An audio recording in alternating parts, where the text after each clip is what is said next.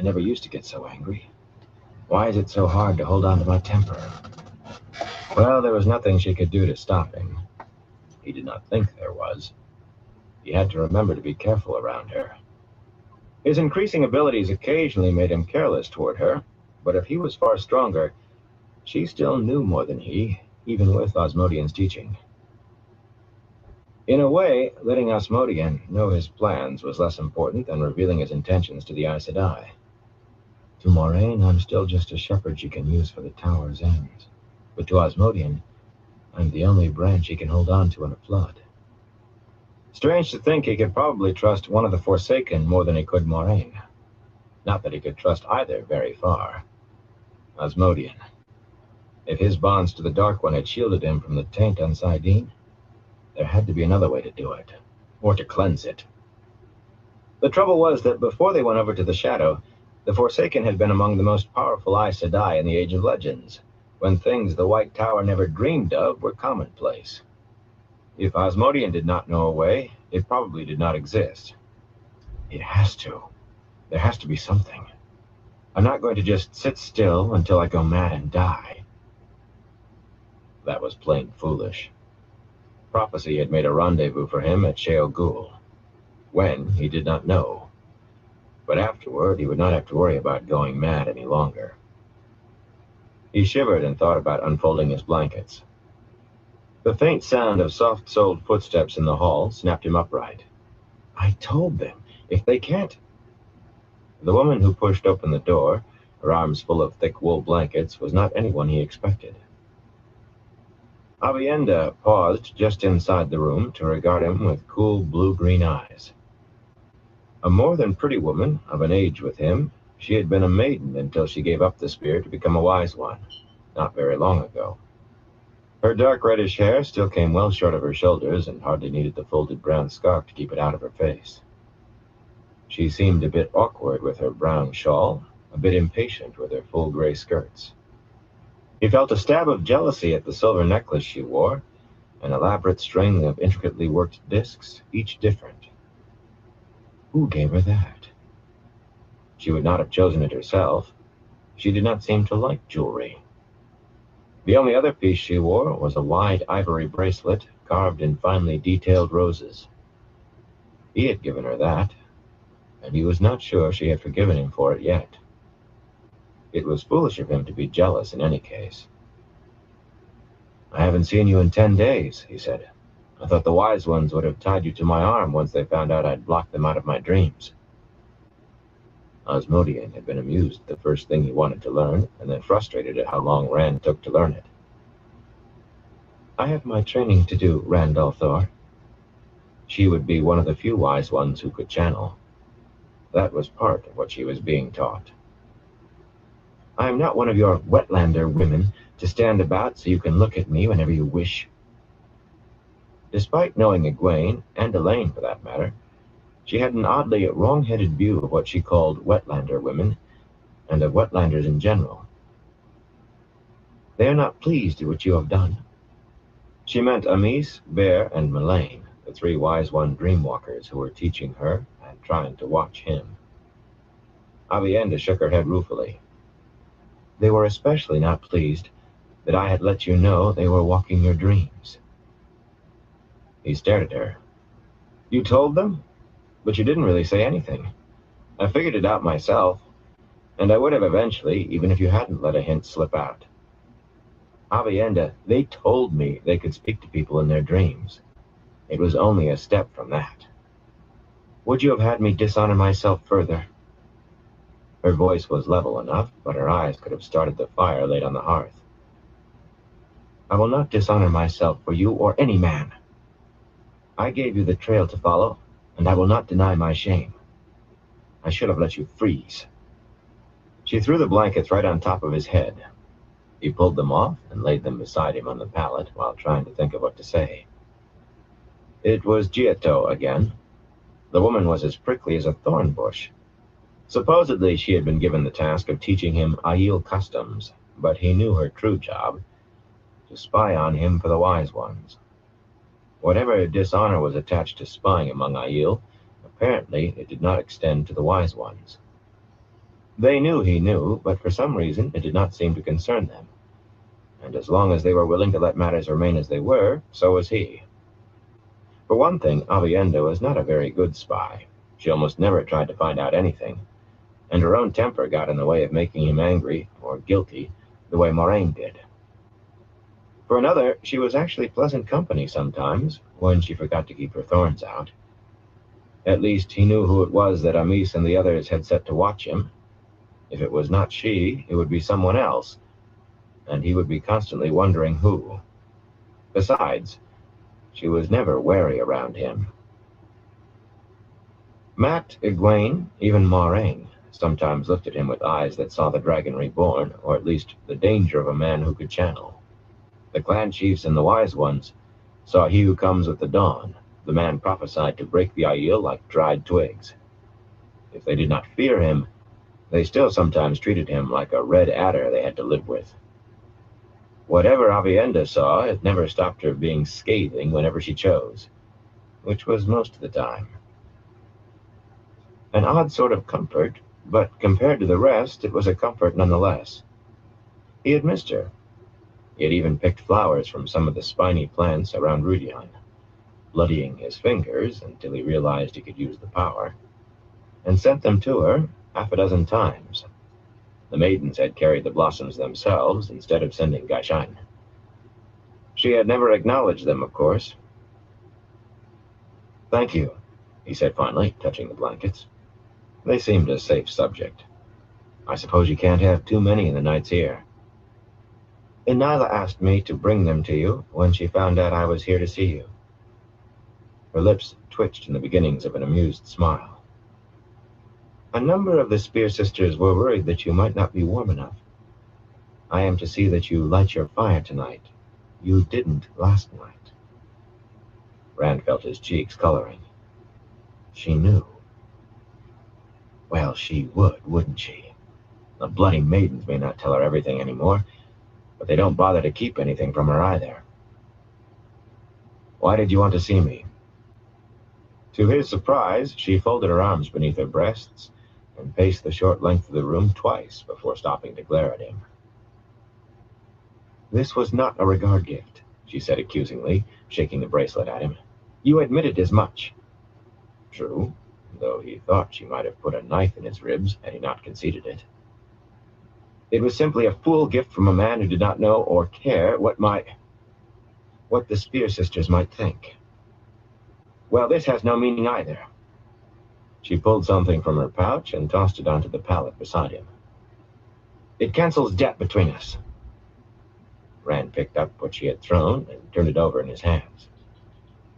A belt buckle in the shape of a dragon, ornately made in good steel and inlaid with gold. "Thank you. It's beautiful." "Avienda, there is no debt to cancel." "If you will not take it against my debt," she said firmly, "then throw it away. I will find something else to repay you. It is only a trinket." "Hardly a trinket. You must have had this made."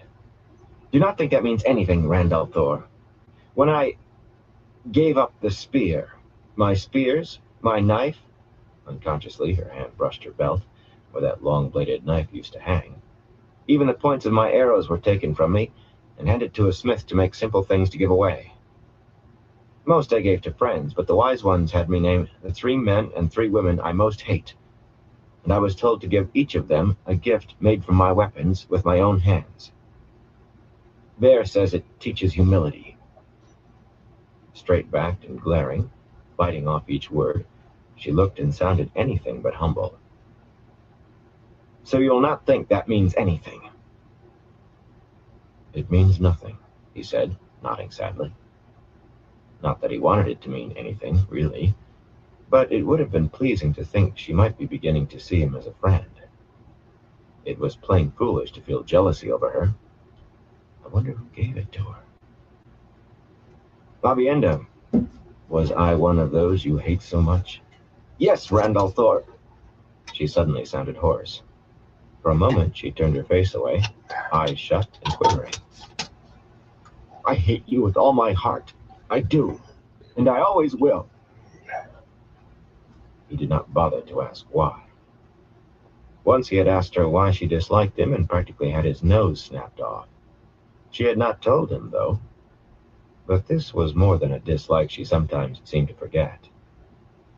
"If you really hate me," he said reluctantly, "I will ask the wise ones to send someone else to teach me."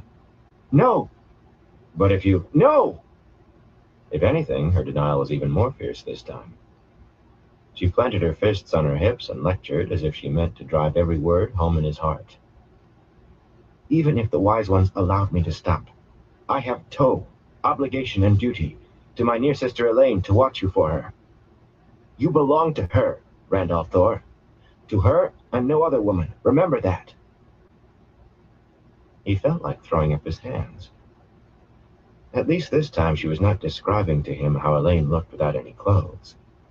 Some Aiel customs took even more getting used to than others. He sometimes wondered if she and Elaine had agreed on this watching between them. He could not believe it, but then again, even women who were not Aiel were odd as often as not. More than that, he wondered who Aviendha was supposed to be protecting him from. Except for the maidens and the wise ones, Aiel women seemed to look at him half as prophecy made flesh, and thus not really flesh at all, and half as a blood snake loose among children. The wise ones were nearly as bad as Moraine when it came to trying to make him do what they wanted, and the maidens he did not want to think about. The whole thing made him furious. "Now you listen to me. I kissed Elaine a few times, and I think she enjoyed it as much as I did, but I am not promised to anyone. I'm not even sure she wants that much from me anymore." In the space of a few hours, she had written him 2 letters.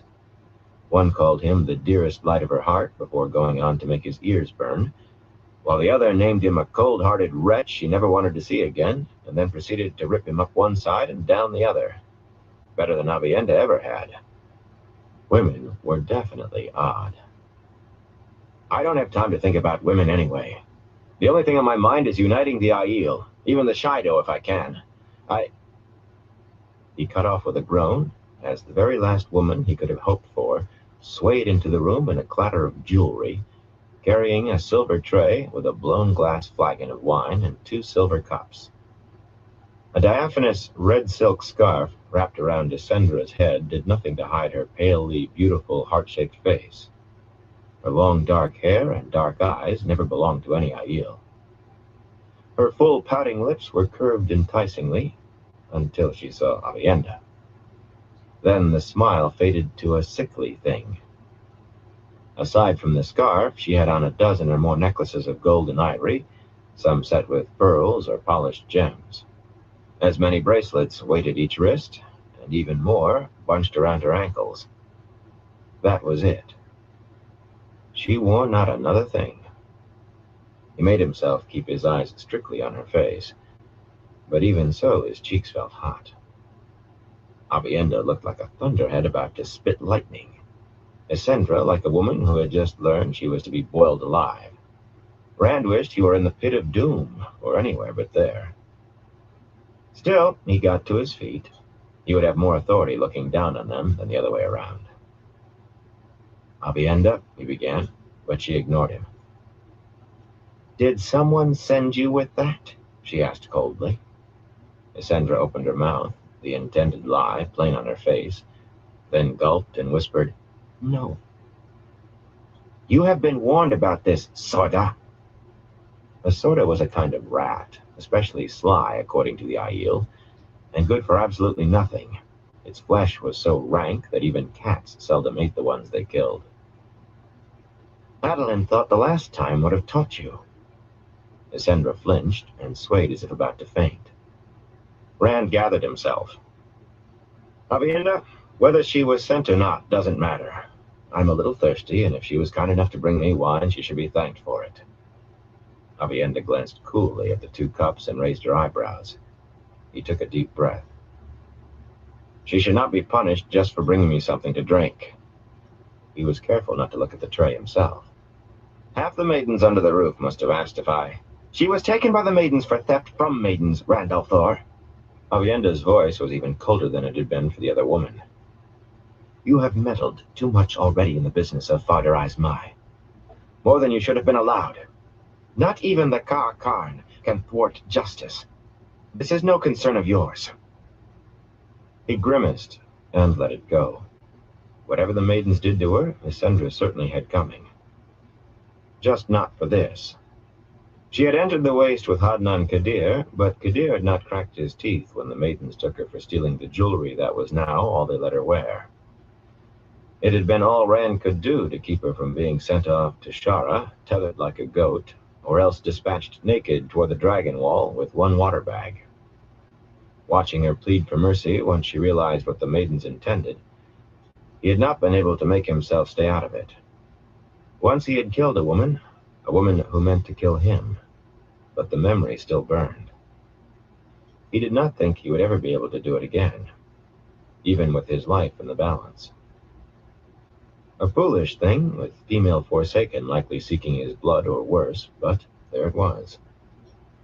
And if he could not kill a woman, how could he stand by and let a woman die, even if she deserved it? That was the rub. In any land west of the Dragon Wall, Lysandra would face the gallows or the headsman's block for what he knew about her. About her and...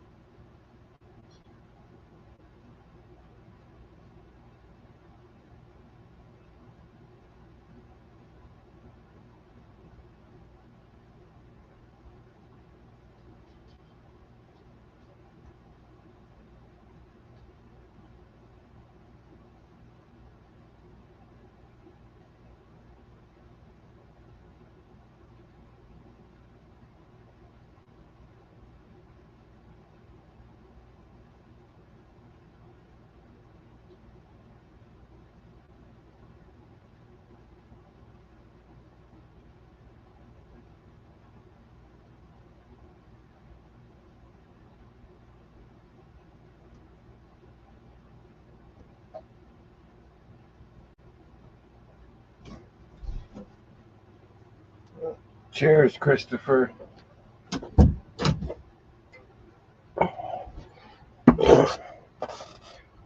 Cheers, Christopher.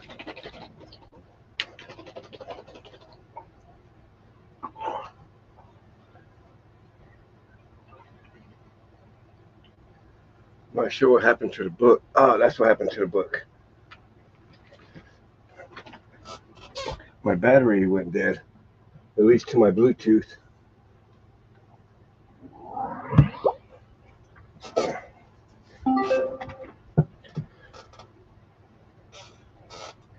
Just give me 1 second, I get the camera back on.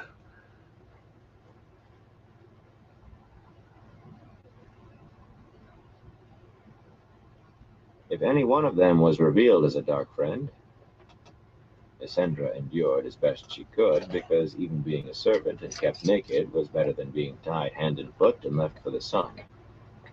But none would keep silent once Moraine had her hands on them. Aes Sedai had no more mercy for dark friends than for anyone else. She would loosen their tongues in short order. And Osmodian had come into the waste with the merchants' wagons too, just another dark friend so far as Kadir and the others knew, though one with authority. No doubt they thought he had taken service with the Dragon Reborn on orders from some still higher power. To keep his teacher, to keep Moraine from trying to kill both of them, very probably, Rand had to keep their secret. Luckily, no one questioned why the Aiel kept such a close watch on the merchant and his men. Moraine thought it was the usual Aiel suspicion of outsiders in the waste, magnified by them being in Rudia. She had had to use all of her persuasion to make the Aiel let Kadir and his wagons into the city. The suspicion was there. Ruark and the other chiefs likely would have set guards even if Rand had not asked. And Kadir just seemed happy he did not have a spear through his ribs. Rand had no idea how he was going to resolve the situation, or if he could. It was a fine mess. In Gleeman's stories, only villains got caught in a cleft stick like this. Once she was sure that he was not going to try to interfere further, Avienda turned her attention back to the other woman. "You may leave the wine." Isendra half knelt gracefully to set the tray beside his palate, a peculiar grimace on her face. It took Rand a moment to recognize an attempt to smile at him without letting the Aiel woman see. "And now you will run to the first maiden you can find," Avienda went on, "and tell her what you have done. Run, Sora!" Moaning and wringing her hands, Isendra ran in a great rattle of jewelry. As soon as she was out of the room, Avienda rounded on him. "You belong to Elaine. You have no right to try luring any woman, but especially not that one." "Her?" Rand gasped. "You think I—" "Believe me, Avienda, if she were the last woman on Earth, I'd still stay as far from her as I could run." "So you say," she sniffed. "She has been switched 7 times, 7, for trying to sneak to your bed. She would not persist like that without some encouragement. She faces far to rise my justice, and she is no concern of even the Ka'akarn. Take that as your lesson for today on our customs. And remember, you belong to my near sister." Without letting him get a word in, she stalked out, wearing such a look that he thought Isendra might not survive if Avienda caught up to her. Letting out a long breath, he got up long enough to put the tray and its wine in a corner of the room. He was not about to drink anything Isendra brought him. 7 times she's tried to reach me? She must have learned that he interceded for her. No doubt, to her way of thinking, if he was willing to do that, with a smoky look and a smile, what might he do for more? He shivered at the thought as much as the increasing cold. He would rather have a scorpion in his bed. If the maidens failed to convince her, he might tell her what he knew about her. That should put an end to any schemes. Snuffing the lamps, he crawled onto his pallet in the dark, still booted and fully dressed, and fumbled around until he pulled all of the blankets over him. Without the fire, he suspected he really would be grateful to Avienda before morning. Setting the wards of spirit that shielded his dreams from intrusion was almost automatic to him now, but even as he did it, he chuckled to himself. "Salut Chris, j'espère que tu vas bien." Oh. He could have gotten into bed and then put out the lamps with the power. It was the simple things that he never thought of doing with the power. For a time, he lay waiting for his body's heat to warm the inside of the blankets. How the same place could be so hot by day and so cold by night was beyond him. Sticking one hand under his coat, he fingered the half-healed scar on his side. That wound, the one that Moraine could never completely heal, was what would kill him eventually. He was sure of it. His blood in the rocks of Shale Ghul. That was what the prophecies said. Not tonight. I won't think of that tonight. I have a little time yet. But if the seals can be shaved with an iron, do they still hold as strongly? No, not tonight. The inside of the blankets was becoming a little warmer, and he shifted around, trying and failing to find a comfortable way to lie. I should have washed, he thought drowsily. Egwene was probably in a warm sweat tent right that minute. Half the time, his long fistful of maidens tried to come in with him, and nearly rolled on the ground laughing when he insisted on them staying outside. It was bad enough having to undress and dress in the steam. Sleep finally came, and with it, safely protected dreams. Safe from the wise ones or anyone else. Not protected from his own thoughts, though. 3 women invaded them continually. Not Isendra, except in a brief nightmare that nearly woke him. By turns, he dreamed of Elaine, and Min, and Avienda. By turns, and together. Only Elaine had ever looked at him as a man, but all three saw him as who he was, not what he was. Aside from the nightmare, they were all pleasant dreams. Chapter 5. Among the Wise Ones. Standing as close as she could to the small fire in the middle of the tent, Egwene still shivered as she poured water from the generous tea kettle into a wide blue-striped bowl. She had lowered the sides of the tent, but cold seeped through the colorful layered rugs covering the ground, and all the fire's heat seemed to rush up and out of the smoke hole in the middle of the tent roof, leaving only the smell of the burning cow dung. Her teeth wanted to chatter. Already the steam from the water was beginning to fade. She embraced Saidar for a moment and channeled fire to heat it more. Amis or Bear would probably have washed in it cold, though in fact they always took sweat baths. So I'm not as tough as they are. I did not grow up in the waste. I don't have to freeze to death and wash in cold water if I don't want to. She still felt guilty as she lathered a cloth with a piece of lavender-scented soap bought from Hadnan Kader. The Wise Ones had never asked her to do differently, but it still felt like cheating. Letting go of the true source made her sigh with remorse. Even trembling with cold, she laughed softly at her own foolishness. The wonder of being filled with the power, the wondrous rush of life and awareness, was its own danger.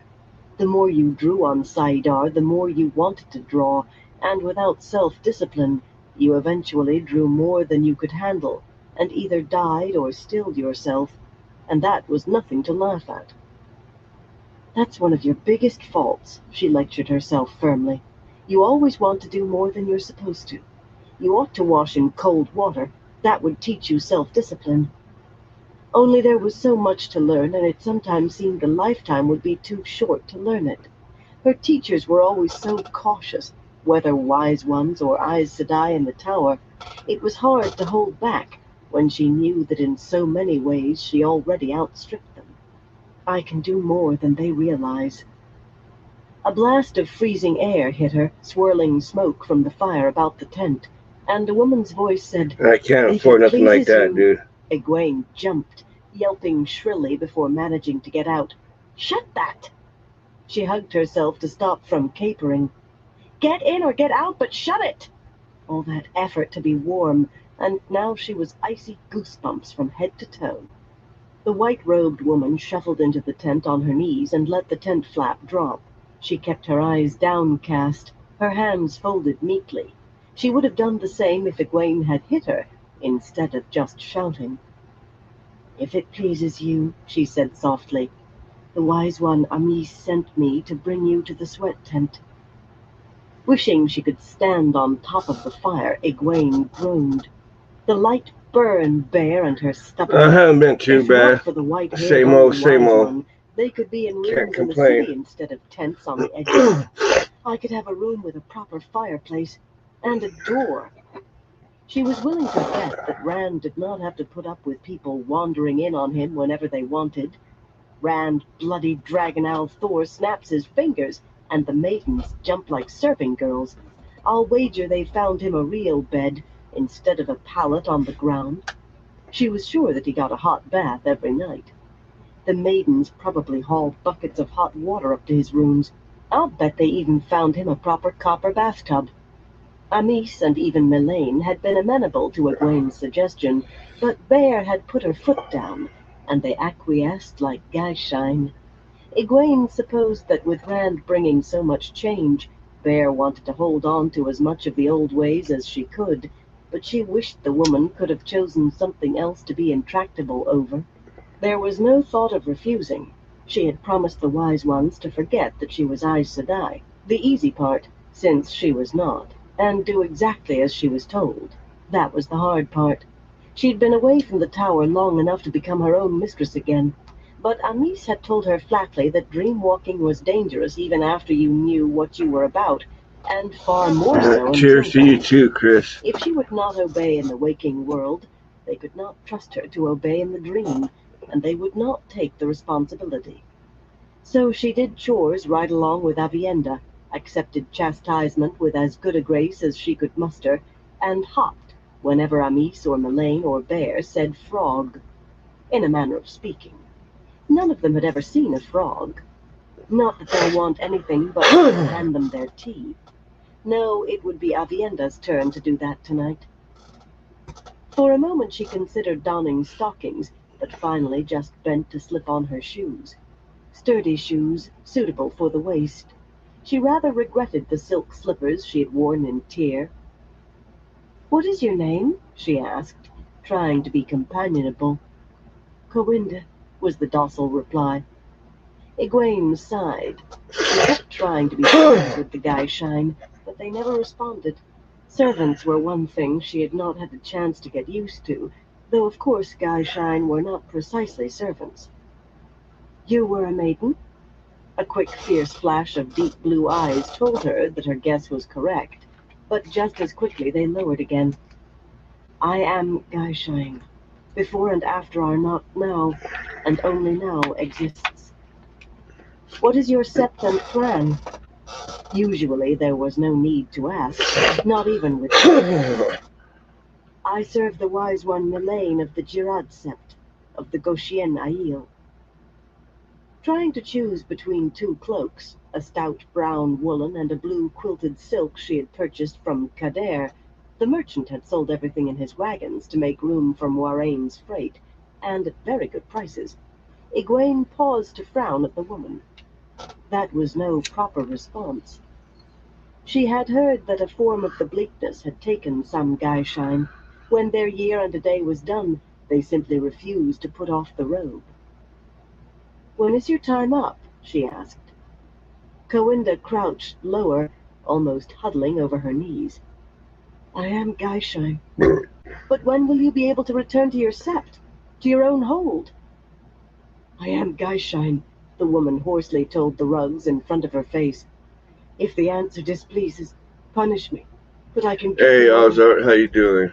"Don't be silly," Egwene said sharply, "and straighten up." I don't think I have Commander that set up Cowinda. on here yet, Ozart. The white-robed woman I obeyed barely have anything immediately and set up sat on there on this. her heels, submissively awaiting another command. That brief flare of spirit might as well never have been. Egwene took a deep breath. The woman had made her own accommodation with the bleakness. A foolish one, but nothing she could say would change it. Anyway, she was supposed to be on her way to the sweat tent, not talking with Cowinda. Remembering that cold draft, she hesitated. The icy gust had made two large white blossoms resting in a shallow bowl curl partway closed.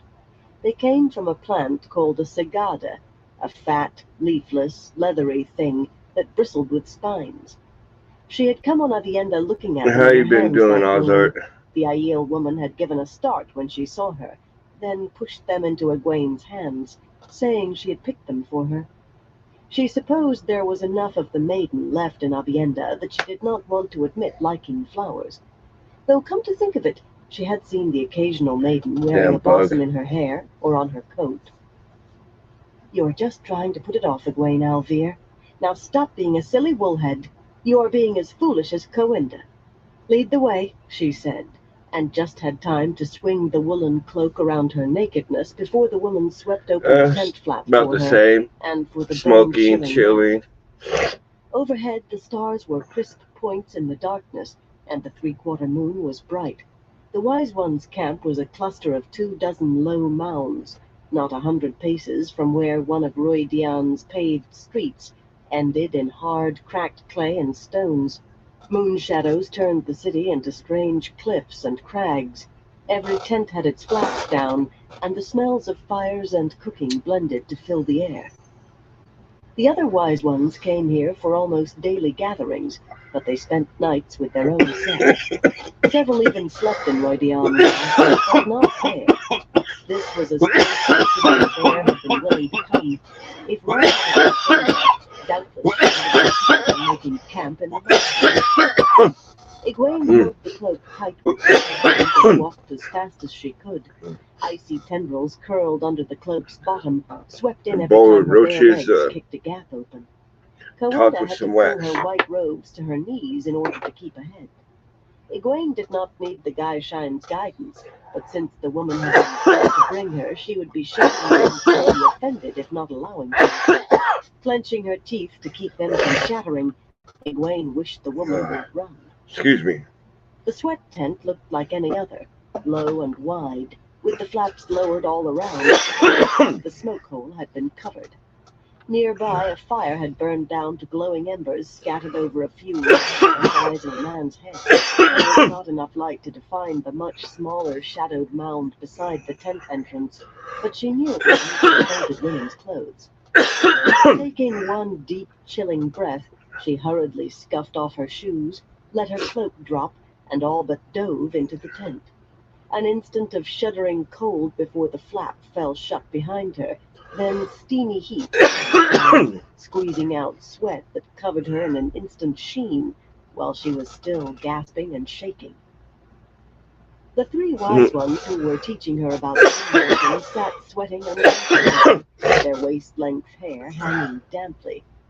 Bear was talking to Melaine, whose green-eyed beauty and red gold hair made a sharp contrast to the older woman's leathery face and long white tresses. Amis was white-haired too, or perhaps it was just so pale a yellow that it seemed white, but she did not look old. She and Melaine could both channel, not many wise ones could, and she had something of the Aes Sedai look of age about her. Moiraine, slight and small beside her, also looked unruffled. Sweat rolled down her pale nudity and pulled her dark hair to her scalp, with a regal refusal to acknowledge that she had no clothes on. The wise ones were using slim, curved pieces of bronze called styra to scrape off sweat and the day's dirt. Avienda was squatting sweatily beside the big black kettle of hot, sooty rocks in the middle of the tent, carefully using a pair of tongs to move a last stone from a smaller kettle to the larger. That done, she sprinkled water onto the rocks, adding to the steam. If she let the steam fall too far, she would be spoken to sharply at the very least. The next time the wise ones met in the sweat tent, it would be Egwene's turn to tend the rocks. Egwene cautiously sat down cross-legged next to Bear. Instead of layered rugs, there was only rocky ground, unpleasantly hot, lumpy, and damp, and realized with a shock that Avienda had been switched, and recently. When the Aiel woman gingerly took her own place beside Egwene, she did so with a face as stony as the ground, but a face that could not hide her flinch. This was something Egwene did not expect. The wise ones exacted a hard discipline, harder even than the power which took some doing. Avienda worked at learning to channel with a great determination. She could not read, but she surely put as much effort into absorbing every art of a wise That one was a good hit as she there. could ever have put into learning her weapons as a maiden. Of course, after she confessed to letting Rand know about the wise ones watching his dreams, they had made her spend 5 days digging shoulder-deep and filling them in again. It was one of the few times Avienda had ever seemed to put a foot wrong. Amis and the other two had held her up to Egwene so often as a model of meek obedience and proper fortitude that sometimes Egwene wanted to shriek, even if Avienda was a friend. "You took long enough in coming," Bear said grumpily, while Egwene was still gingerly searching for a comfortable seat. Her voice was thin and reedy, with a reed of iron. She continued to scrape her arms with a sigh. "I'm sorry," Egwene said. "There, that should be meek enough." Bear sniffed. "You are Aes Sedai beyond the dragon wall, but here you are yet a pupil, and the pupil does not dally. When I send for Avienda or send her for something, she runs, even if all I want is a pin. You could do much worse than to pattern yourself after her." Flushing, Egwene tried to make her voice humble. "I will try, Bear."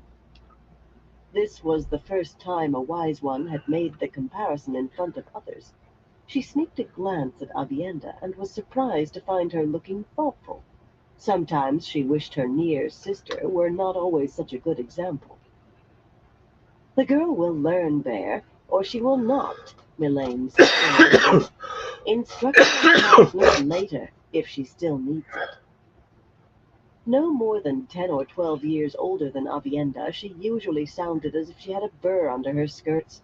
Maybe she was sitting on a sharp rock.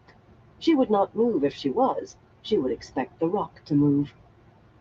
I tell you again, Moiraine, said I, the Aiel follow he who comes with the dawn, not the White Tower. Obviously, Egwene was meant to pick up what they were talking about as they went on. It may be, Amis said in a level voice, that the Aiel will serve the Aes Sedai again, but that time has not come yet, Moiraine, said I. Her scraping barely paused as she eyed the Aes Sedai calmly. It would come, Egwene knew, now that Moiraine was aware that some of the Wise Ones could channel. Aes Sedai would be journeying into the Waste to find girls who could be taught, and would almost certainly be trying to take any Wise One with the ability back to the tower, too. Once she had worried about the Wise Ones being browbeaten and dominated, hauled away whenever they wanted. Aes Sedai never let any woman who could channel run free of the tower for long. She did not worry any more, though the Wise Ones themselves seemed to. Amis and Melaine could match any Aes Sedai will for will, as they showed every day with Moiraine. Bear could very likely make even Swan Sanche jump through hoops, and Bear could not even channel. For that matter, Bear was not the strongest-willed Wise One. That honor went to an even older woman, Cerelia, of the Jara sept of the Charine Aiel. The Wise One of Shende Hold could channel less than most novices, but she was as likely to send another Wise One on an errand as a Guyshine. And they went. No, there was no reason to distress herself over Wise Ones being bullied. It is understandable that you wish to spare your lands, Bear put in. But Randall Thor obviously does not mean to lead us to punish. No one who submits to he who comes with the dawn and the Aiel will be harmed. So that was it, of course. It is not only sparing lives or lands that concerns me. Moiraine made wiping sweat from her brow with one finger into a queenly gesture, but her voice sounded nearly as tight as Melaine's. If you allow this, it will be disastrous. Years of planning are coming to fruition, and he means to ruin it all. Plans of the White Tower, Anis said, so smoothly she might have been agreeing. Those plans have nothing to do with us. We and the other Wise Ones must consider what is right for the Aiel. We will see that the Aiel do what is best for the Aiel. Egwene wondered what the clan chiefs would say about that. Of course, they frequently complained that the Wise Ones meddled in matters that were not theirs, so perhaps it would not come as a surprise. The chiefs all seemed to be hard-willed, intelligent men, but she believed they had as much chance against the combined Wise Ones as the village council back home did against the women's circle. This time, though, Moiraine was right. If Rand, she began, but Bear stepped on her firmly. We will hear what you have to say later, girl. Your knowledge of Randall Thor is valuable, but you will hold your peace and listen until you are bidden to speak. And stop looking sullen, or I will dose you with blue spine tea. Egwene grimaced. Respect for the Aes Sedai, though a respect between equals, included but little for the pupil, even one they believed was Aes Sedai. She kept her tongue still in any case. Bear was capable of sending her to fetch her herb pouches and telling her to brew the incredibly bitter tea herself. It had no purpose at all except to cure sullenness or sulkiness, or whatever else a Wise One might find disfavor with, which it did by taste alone. Avienda gave her a comforting pat on the arm. You believe it will not be a catastrophe for the Aiel as well? It must have been difficult to sound as cool as a winter stream when you glistened from head to foot with condensed steam and your own sweat, but Moiraine apparently had no difficulty. It will be the Aiel War all over again. You will kill and burn and loot towns as you did then until you have turned every man and woman against you. The 5th is our due, Aes Sedai, Melaine said, throwing her long hair back over her shoulders so she could work a styra across a smooth shoulder. Even heavy and damp with the steam, her hair glistened like silk. We took no more even from the tree killers. Her glance at Moiraine was too bland not to be significant. They knew she was Cairienan. Your kings and queens take as much in their taxes. And when the nations turn against you, Moiraine persisted. In the Aiel War, the nations united turned you back. That can and will happen again, with great loss of life on both sides. None of us fears death, Aes Sedai, Amis informed her, smiling gently as if explaining something to a child. Life is a dream from which we all must wake before we can dream again.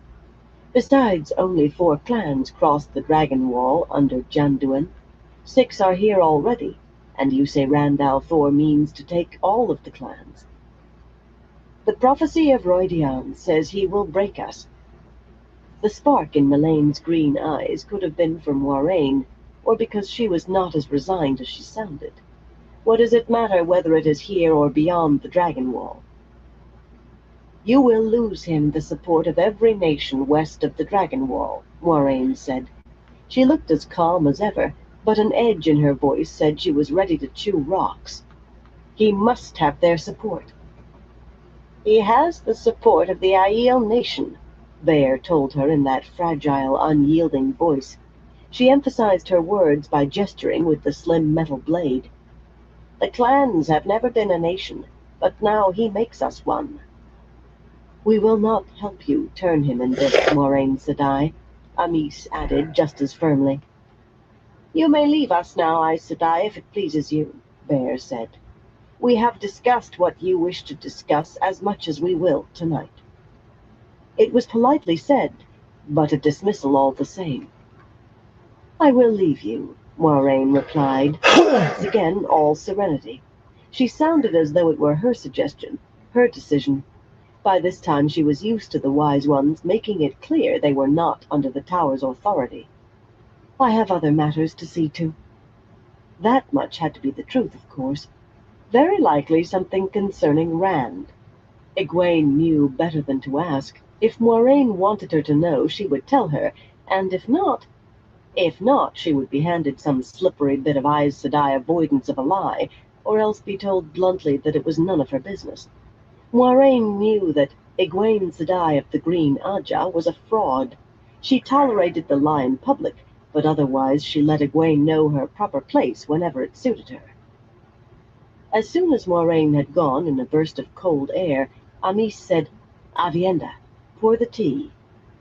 The young Aiel woman gave a startled jerk, and her mouth opened twice before she said faintly, I must brew it yet. With that she scurried out of the tent on all 4s.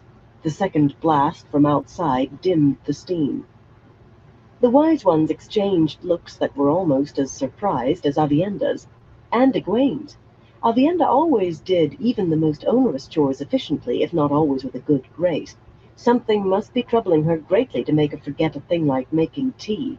The wise ones always wanted tea. More steam, girl, Melaine said. That was her, Egwene realized, with Avienda gone.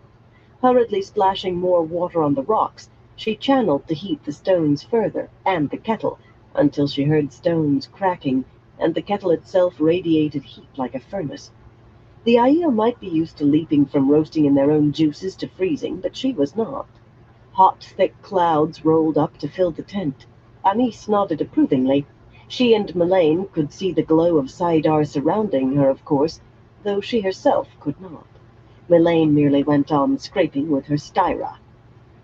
Letting go of the true source, she sat back and leaned close to Bear to whisper, Has Avienda done something very wrong? She did not know how Avienda would feel about it, but she saw no reason to embarrass her, even behind her back. Bear had no such compunctions. You mean her stripes, she said in a normal voice. She came to me and said she had lied twice today, though she would not say to whom or about what. It was her own affair, of course, so long as she did not lie to a wise one, but she claimed her honor required that a toe must be met. She asked you to? Egwene gasped, but could not finish. Bear nodded as if it were not very much out of the ordinary at all. I gave her a few extra for troubling me with it. If a G was involved, her obligation is not to me. Very likely her so-called lies were nothing anyone but a far Dar-Eyes Mai would worry about. Maidens, even former maidens, are sometimes as fussy as men. Amis gave her a flat look that was plain even in the thick steam. Like Avienda, Amis had been far Dar-Eyes Mai before becoming a wise one. Egwene had never met an Aiel who was not fussy about Ji-Eto, the way she saw it. But this, Aiel were all mad as loons. Apparently Bear had already put the matter out of her mind. There are more lost ones in the threefold land than I can ever remember before, she said to the tent at large. That was what the Aiel had always called the Tinkers, the Tuatha'an. They flee the troubles beyond the dragon wall. The sneer in Melane's voice was clear.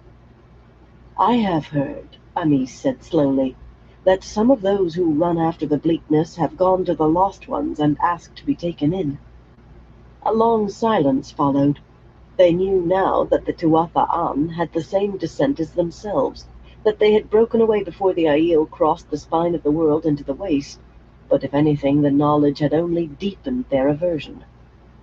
He brings change, Melaine whispered harshly into the steam.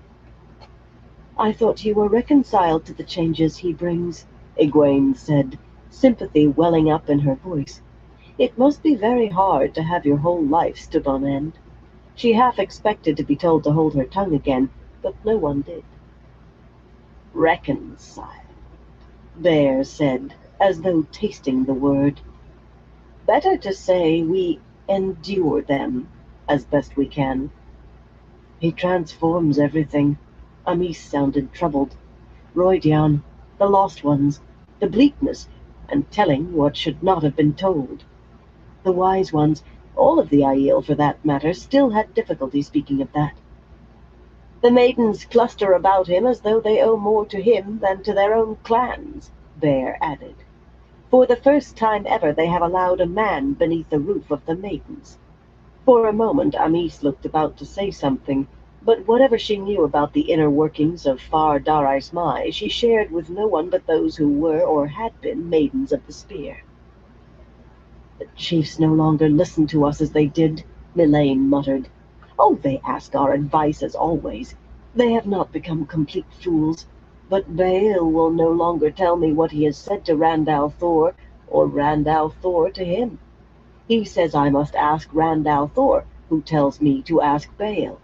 The Karakarn I can do nothing about, but Baal, he has always been a stubborn and fear-looking man, yet now he is beyond all bounds. Sometimes I want to thump his head with a stick. Amis and Bear chuckled as if that were a fine joke. Or perhaps they just wanted to laugh to forget the changes for a time. There are only 3 things you can do with a man like that, Bear chortled. Stay away from him, kill him, or marry him. Melaine stiffened, her sun-dark face going red. For a moment Egwene thought the golden-haired wise one was about to let fly words hotter than her face. Then a biting gust announced Avienda's return, carrying a worked silver tray holding a yellow-glazed teapot, delicate cups of golden sea-folk porcelain, and a stone jar of honey.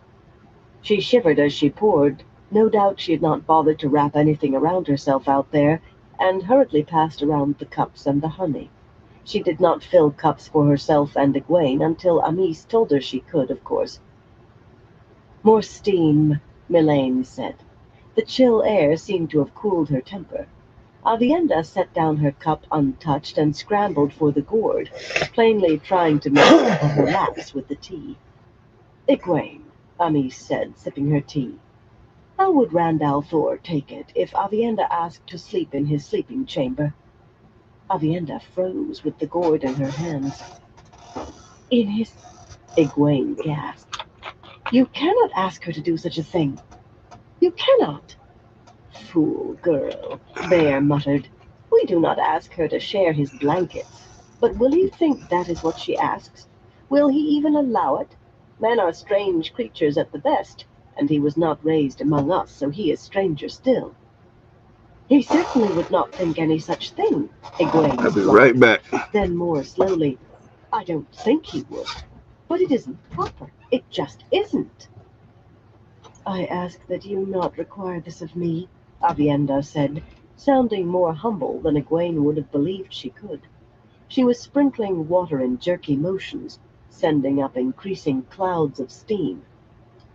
I have been learning a great deal the past days, not having to spend time with him. Since you have allowed Egwene and Moiraine Sedai to help me with channeling, I learn even faster. Not that they teach any better than you, of course, she added hastily, but I want very much to learn. You will still learn, Mylane told her. You will not have to stay every hour with him. As long as you apply yourself, your lessons will not be much slowed. You do not study while you sleep. I cannot, Aviendha mumbled, head down over the water gourd. More loudly and more firmly she added, I will not. Her head came up and her eyes were blue-green fire. I will not be there when he summons that flip-skirt Isendra to his blankets again. Egwene gaped at her. Isendra? She had seen, and heartily disapproved of, the scandalous way the maidens kept the woman naked. But this? You can't really mean he— Be silent, Bear snapped like a whip. Her blue-eyed stare could have chipped stone. Both of you. You are both young, but even the maidens should know men can be fools, especially when they are not attached to a woman who can guide them. I am glad, Amis said dryly, to see you no longer hold your emotions so tightly, Aviendha. Maidens are as foolish as men when it comes to that. I remember it well, and it embarrasses me still. Letting emotions go clouds judgment for a moment, but holding them in clouds it always. Just be sure you do not release them too often, or when it is best to keep control of them. Mylane leaned forward on her hands until it seemed the sweat dripping from her face must fall on the hot kettle. You know your fate, Aviendha. You will be a wise one of great strength and great authority, and more besides. You already have a strength in you. It saw you through your first test, and it will see you through this. My honor, Aviendha said hoarsely, then swallowed, unable to go on. She crouched there, huddling around the gourd as if it contained the honor she wanted to protect. The pattern does not see Jigito, Bear told her with only a hint of sympathy, if that. Only what must and will be. Men and maidens struggle against fate even when it is clear the pattern weaves on despite their struggles, but you are no longer Far Darai's Mai. You must learn to ride fate. Only by surrendering to the pattern can you begin to have some control over the course of your own life. If you fight, the pattern will still force you, and you will find only misery where you might have found contentment instead. To Egwene, that sounded very much like what she had been taught concerning the One Power. To control Saidar, you first had to surrender to it. Fight, and it would come wildly or overwhelm you. Surrender, and guide it gently, and it did as you wished. But that did not explain why they wanted Aviendha to do this thing. She asked as much, adding again, It is not proper. Instead of answering, Amis said, Will Randall Thor refuse to allow her? We cannot force him. Bear and Mylane were looking at Egwene as intently as Amis. They were not going to tell her why. It was easier to make a stone talk than to get something out of a wise one against her will. Aviendha was studying her toes in sulky resignation. She knew the wise ones would get what they wanted, one way or another. I don't know, Egwene said slowly. I do not know him as well as I used to. She regretted that, but so much had happened, quite aside from her realizing that she did not love him as more than a brother. Her training, in the tower as well as here, had changed things just as much as him being who he had become. If you give him a good reason, perhaps. I think he likes Aviendha. The young Aiel woman heaved a heavy sigh without looking up. A good reason, Bear snorted. When I was a girl, any man would have been overjoyed to have a young woman show that much interest in him. He would have gone to pick the flowers for her bridal wreath himself." Avienda started and glared at the wise ones with some of her old spirit. "Well, we will find a reason even someone raised in the wetlands can accept. It is several nights before your agreed meeting in Tel Riyadh," Amis said, with Nynaeve this time. "That one could learn much," Bear put in, "if she were not so stubborn." "Your nights are free until then," Mylane said. "That is, unless you have been entering Tel Riyadh without us." Egwene suspected what was coming. "Of course not," she told them. It had only been a little. Any more than a little and they would find out for sure. "Have you succeeded in finding either Nynaeve's or Elaine's dreams?" Amis asked, casually, as if it were nothing. "No, Amis. Finding someone else's dreams was a lot harder than stepping into Tel Riyadh, the world of dreams, especially if they were any distance away. It was easier both the closer they were and the better you knew them. The wise ones still demanded that she not enter Tel Riyadh without at least one of them along, but someone else's dream was maybe just as dangerous in its own way. In Tel Riyadh she was in control of herself and of things around her to a large degree, unless one of the wise ones decided to take over. Her command of Tel Riyadh was increasing, but she still could not match any of them with their long experience. In another's dream, though, you were a part of that dream. It took all you could muster not to behave as the dreamer wanted, be as their dream took you, and still sometimes it did not work. The wise ones had been very careful when watching Ram's dreams never to enter fully. Even so, they insisted she learn. If they were to teach dream-walking, they meant to teach all that they knew of it. She was not reluctant exactly, but the few times they had let her practice, with themselves and once with Ruark, had been chastening experiences. The wise ones had some considerable mastery over their own dreams, so what had happened there, to show her the dangers, they said, had all been their doing, but it had been a shock to learn that Ruark saw her as a little more than a child, like his youngest daughters. And her own control had wavered for one fatal moment. After that, she had been little more than a child. She still could not look at the man without remembering being given a doll for studying hard, and being as pleased with the gift as with his approval. Amis had had to come and take her away from happy play with it. Amis knowing was bad enough, but she suspected that Ruark remembered some of it too. "You must keep trying," Amis said. "You have the strength to reach them even as far as they are, and it will do you no harm to learn how they see you." She was not so sure of that herself. Elaine was a friend, but Nynaeve had been wisdom of Emmons Field for most of her growing up. She suspected Nynaeve's dreams would be worse than Ruark's. "Tonight I will sleep away from the tents," Amis went on. "Not far. You should be able to find me easily if you try. If I do not dream of you, we will speak of it in the morning." Egwene suppressed a groan. Amis had guided her to Ruark's dreams. She herself had remained only an instant, barely long enough to reveal that Ruark still saw her unchanged as the young woman he had married, and the wise ones had always been in the same tent with her when she tried. "Well," Bear said, rubbing her hands, "we have heard what needed to be heard. The rest of you can remain if you wish, but I feel clean enough to go to my blankets. I am not so young as the rest of you." Young or not, she could probably run any of them into the ground, then carry them the rest of the way.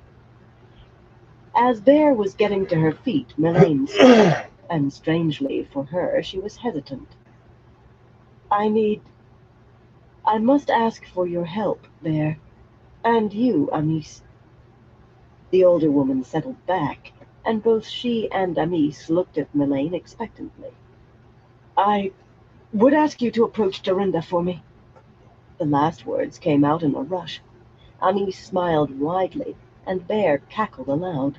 Avienda seemed to understand too, and be startled, but Egwene was lost. Then Bear laughed. You always said you did not need a husband and did not want one. I have buried 3 and would not mind another. They are very useful when the night is cold. A woman can change her mind. Milane's voice was firm enough, but belied by the deep flush in her cheeks. I cannot stay away from Bale, and I cannot kill him. If Dorinda will accept me as her sister-wife, I will make my bridal wreath to lay at Bale's feet. What if he steps on it instead of picking it up? Bear wanted to know. Amis fell back, laughing and slapping her thighs. Egwene did not think there was much danger of that, not the way Aiel customs ran. If Dorinda decided she wanted Melaine for sister-wife, Vale would not have much say in the matter. It no longer shocked her, precisely, that a man could have 2 wives. Not exactly. Different lands mean different customs, she reminded herself firmly. She had never been able to bring herself to ask, but for all she knew, there might be Aiel women with 2 husbands. They were very strange people. I ask you to act as my first sisters in this. I think that Dorinda likes me well enough. As soon as Mylane spoke those words, the other women's hilarity changed to something else. They still laughed, but they hugged her and told her how happy they were for her, and how well she would do with Bale. Amis and Bear, at least, took Dorinda's acceptance Hey, for movie granted. fan, how you The 3 doing? of them departed all Hope but you're doing well. Armin, still laughing and giggling like girls. Not before telling Egwene and Avienda to straighten the tent, though.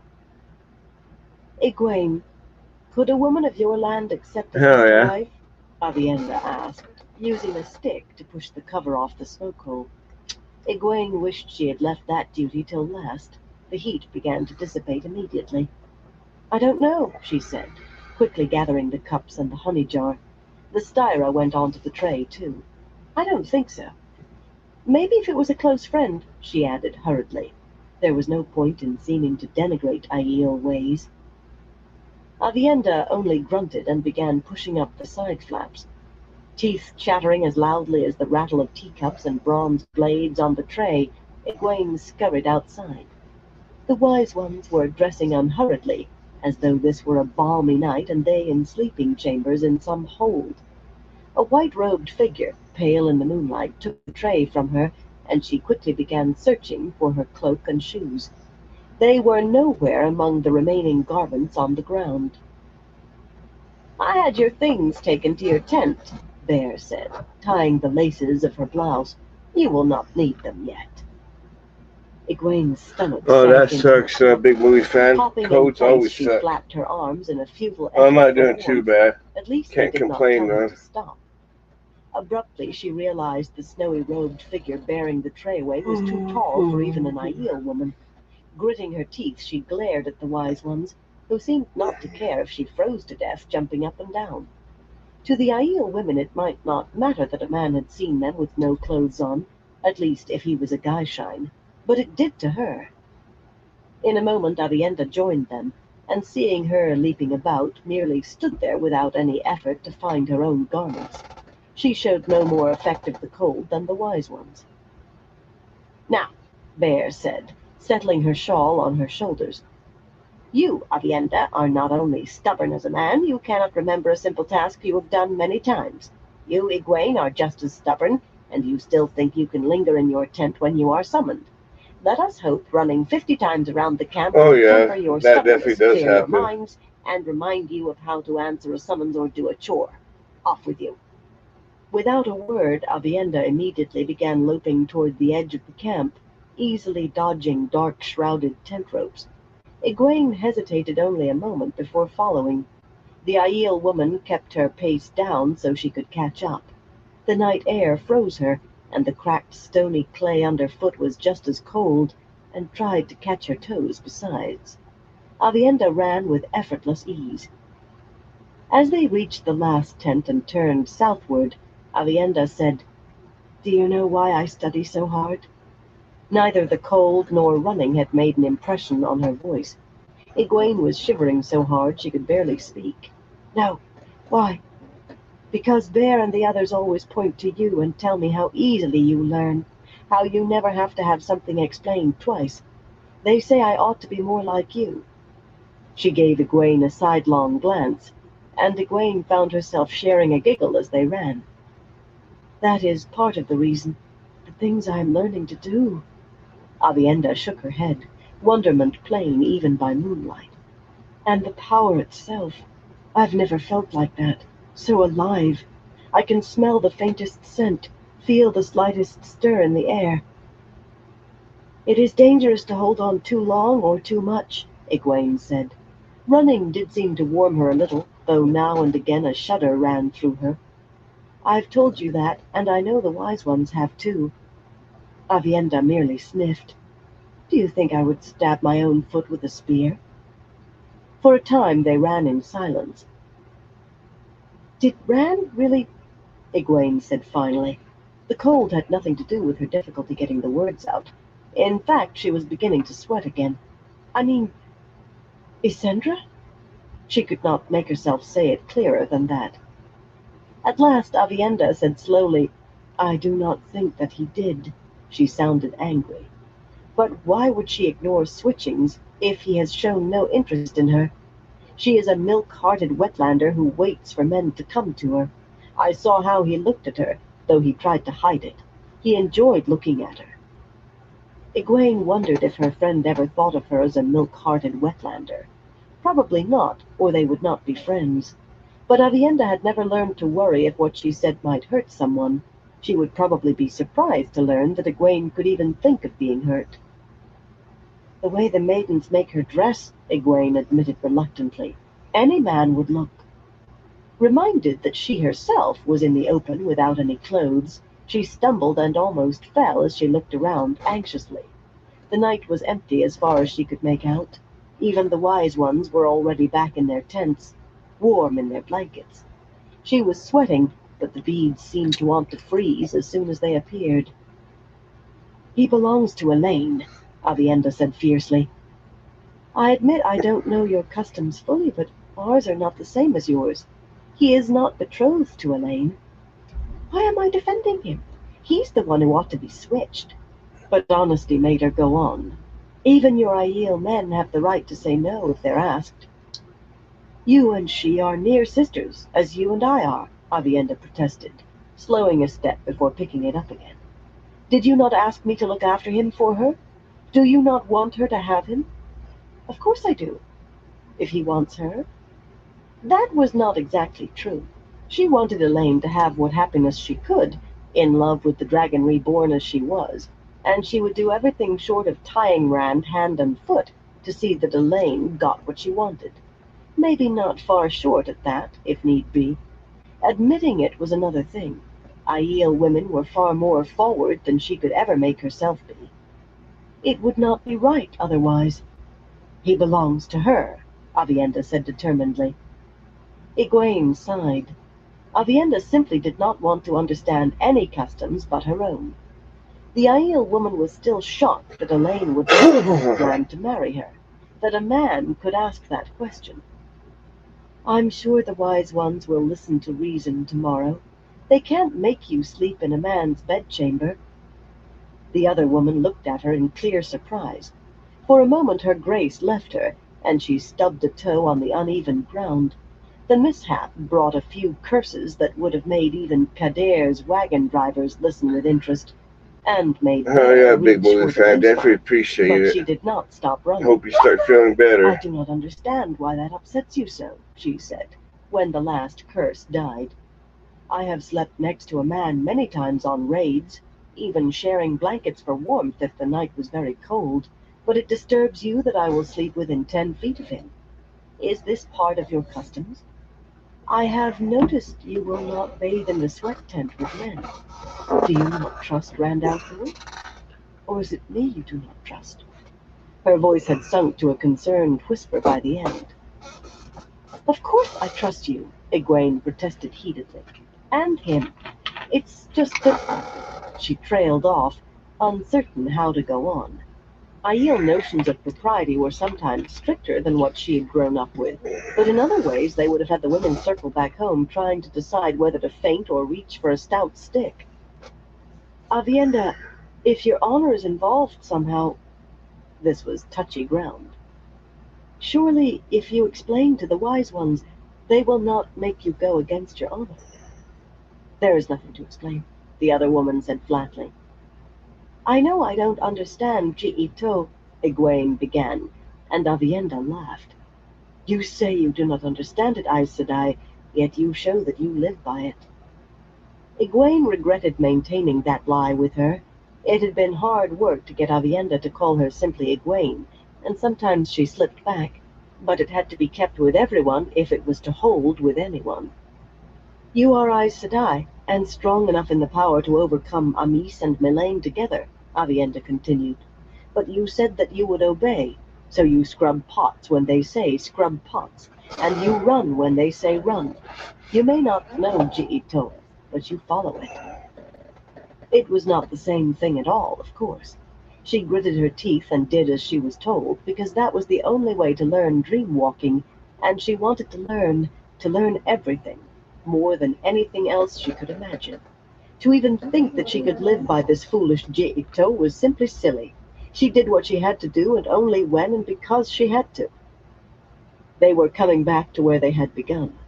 As her foot hit the spot, Egwene said, That's one, and ran on through the darkness with no one to see but Avienda, no one to say whether she went back to her tent right then.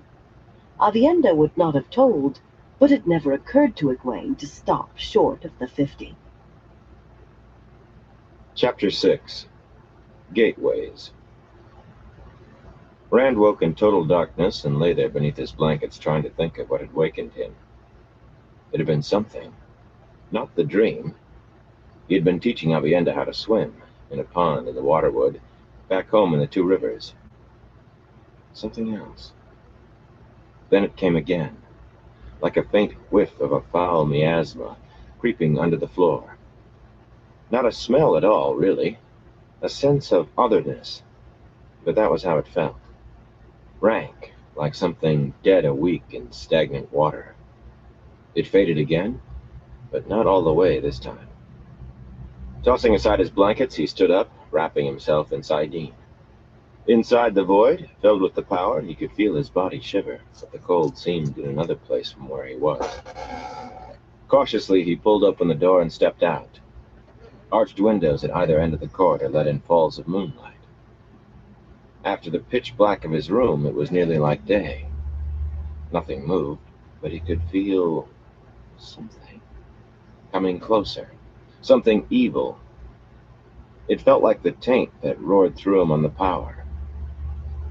One hand went to his coat pocket, to the small carved figure of a round little man holding a sword across his knees. An Angreal. With that, he could channel more of the power than even he could safely handle unaided.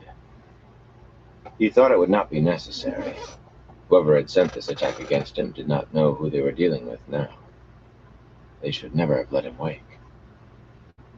For a moment, he hesitated. He could take the fight to whatever had been sent against him, but he thought it was still below him, down where the maidens were still sleeping by the silence. With luck, it would not bother them, unless he rushed down to battle it in their midst. That would surely wake them, and they would not stand by and watch. Lan said that you should choose your ground if you could, and make your enemy come to you. Smiling, he raced the thud of his boots up the nearest curving stairway, on upward until he reached the top floor. The highest level of the building was one large chamber, with a slightly domed ceiling and scattered thin columns fluted in spirals. Glassless arched windows all around flooded every corner with moonlight. The dust and grit and sand on the floor still faintly showed his own footprints from the one time he had come up here, and no other mark. It was perfect. Striding to the center of the room, he planted himself atop the mosaic there, the ancient symbol of the Aes Sedai, 10 feet across. It was an apt place. Under this sign will he conquer. That was what the prophecy of Rudion said of him. He stood straddling the sinuous dividing line, one boot on the black teardrop that was now called the Dragon's Fang, and used to represent evil, the other on the white, now called the Flame of Tarvalon. Some men said it stood for the light. An appropriate place to meet this attack between light and darkness. The fetid feel grew stronger, and a burned sulfur smell filled the air. Suddenly things moved, slinking away from the stairs like moon shadows along the outside of the room. Slowly they resolved into 3 black dogs, darker than night and big as ponies. Eyes shining silver, they circled him warily. With the power in him, he could hear their hearts beat, like deep drums pounding. He could not hear them breathe, though. Perhaps they did not. He channeled, and a sword was in his hands, its slightly curving heron-marked blade seeming hammered out of fire. He had expected Murdrawl, or something even worse than the eyeless, but for dogs, even shadow-spawn dogs, the sword would be enough. Whoever had sent them did not know him. Lan said he had very nearly reached the level of a blade master now, and the warder was sparing enough with praise to make him think he might have passed on to that level already. With snarls like bones being ground to dust, the dogs hurtled at him from 3 sides, faster than galloping horses. He did not move until they were almost on him. Then he flowed, one with the sword, move to move, as though dancing. In the blink of an eye, the sword form called Whirlwind on the mountain became the wind blows over the wall, became unfolding the fan. Great black heads flew apart from black bodies, their dripping teeth like burnished steel, still bared as they bounced across the floor. He was already stepping from the mosaic as the dark forms collapsed in twitching, bleeding heaps.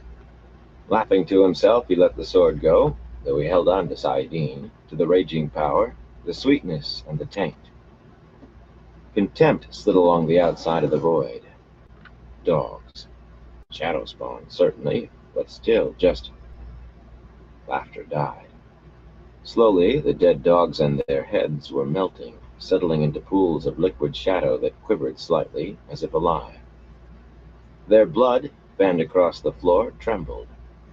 Suddenly, the smaller pools flowed across the floor in viscous streams to merge with the larger, which oozed away from the mosaic to mount higher and higher, until the 3 huge black dogs stood there once more, slavering and snarling as they gathered massive haunches under them.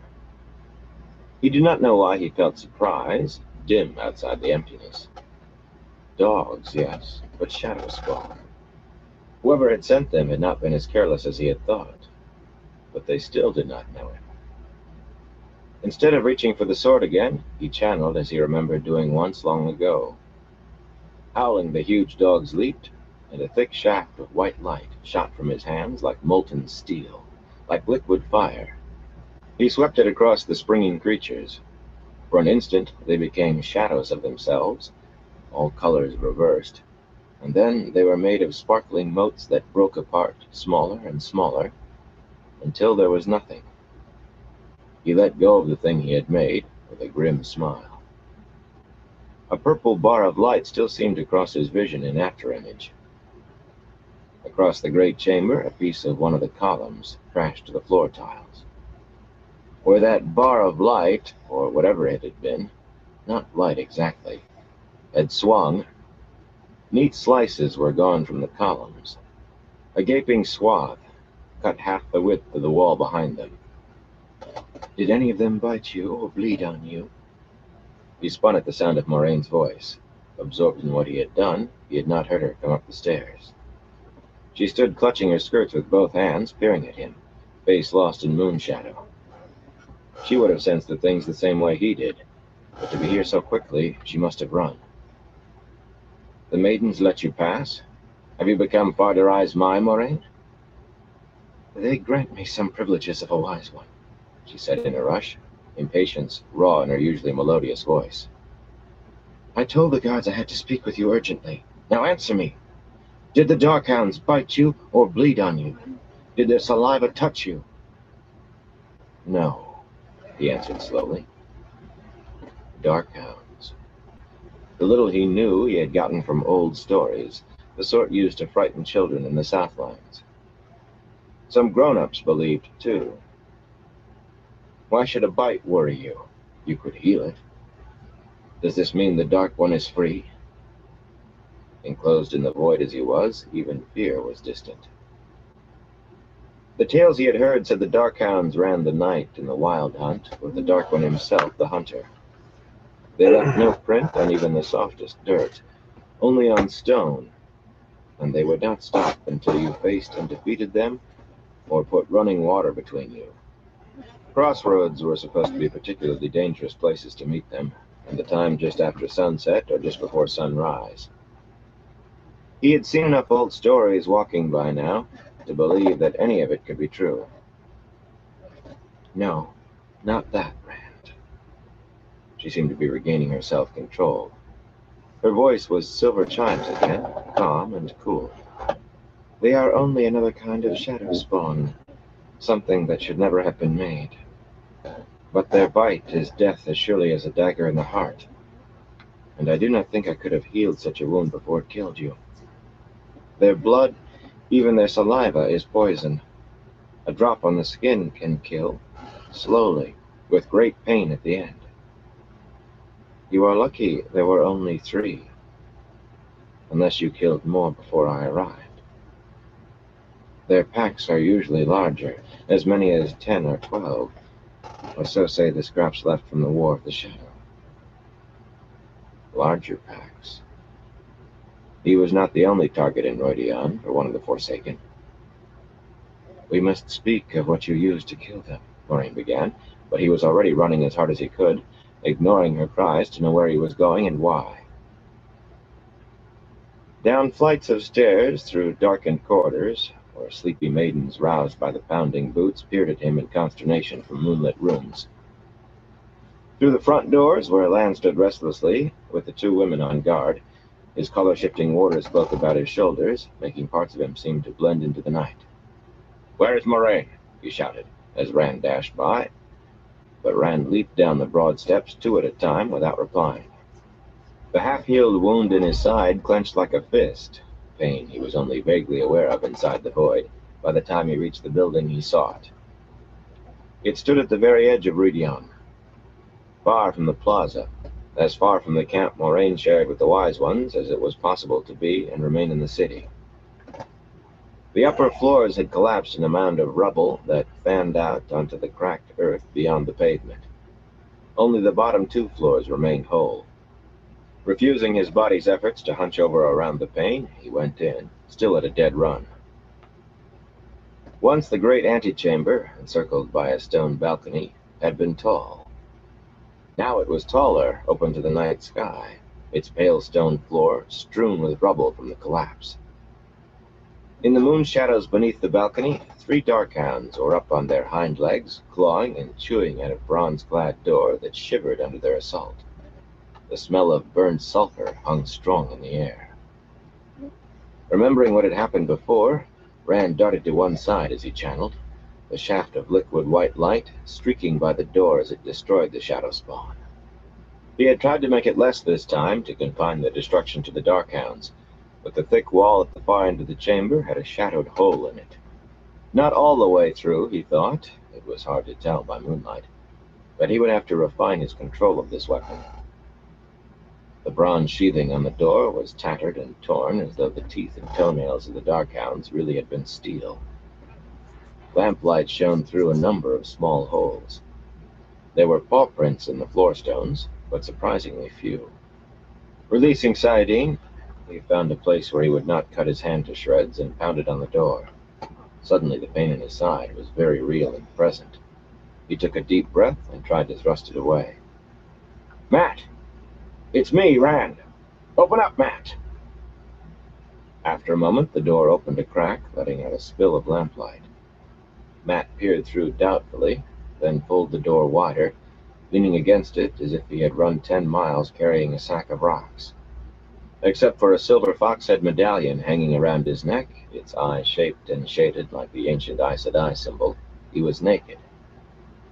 The way Matt felt about Aes Sedai, Rand was surprised he had not sold the thing long since. Deeper in the room, a tall, golden-haired woman was calmly wrapping a blanket around herself. A maiden, by the spears and buckler lying at her feet. Rand hastily averted his eyes and cleared his throat. I just wanted to make sure you were all right. We're fine. Uneasily, Matt looked around the antechamber. Now we are. You killed it or something? I don't want to know what it was as long as it's gone. It's bloody hard on a man sometimes being your friend. Not only a friend, another Taviran, and perhaps a key to victory in Tarmangeddon. Anyone who wanted to strike at Rand had reason to strike at Matt as well. But Matt always tried to deny both things. They're gone, Matt. Darkhounds, 3 of them. I told you I didn't want to know, Matt groaned. Darkhounds now. I can't say it isn't always something new around you. A man wouldn't get bored, not until the day he died. If I hadn't been on my feet for a drink of wine when the door started to open. He trailed off, shivering, and scratched a red place on his right arm as he studied the ravaged metal sheathing. You know, it's funny how the mind plays tricks. When I was putting everything I had into holding this door shut, I could have sworn one of them had chewed a hole right through it. I could see its bloody head. And its teeth. Melinda's spear didn't even faze it. Moraine's arrival was more spectacular this time, running in, skirts held up, panting and fuming. Lan was at her heels with his sword in hand and thunderclouds on his stone face, and right behind, a throng of Farder-Eyes Mai that spilled out into the street. Some of the maidens wore no more than small clothes, but everyone held her spears alertly and had her shufa wrapped around her head, black veil hiding all but her eyes, ready to kill.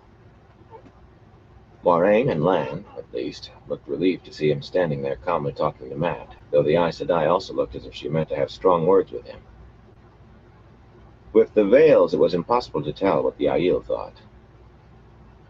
Letting out a loud whelp, Matt darted back into his room and began hastily tugging on a pair of breeches, his capering impeded by the way he kept trying to haul at the breeches and scratch his arm at the same time. The golden-haired maiden watched with a broad grin that threatened to break into laughter. What's the matter with your arm? Rand asked. I told you the mind plays funny tricks, Matt said, still trying to scratch and pull at the same time. When I thought that thing chewed through the door, I thought it slobbered all over my arm, too. And now it bloody itches like fire. Even looks like a burn there. Rand opened his mouth, but Moraine was already pushing past him. Staring at her, Matt fell down while frantically dragging his breeches on the rest of the way. But she knelt beside him, ignoring his protests, clasping his head in her hands.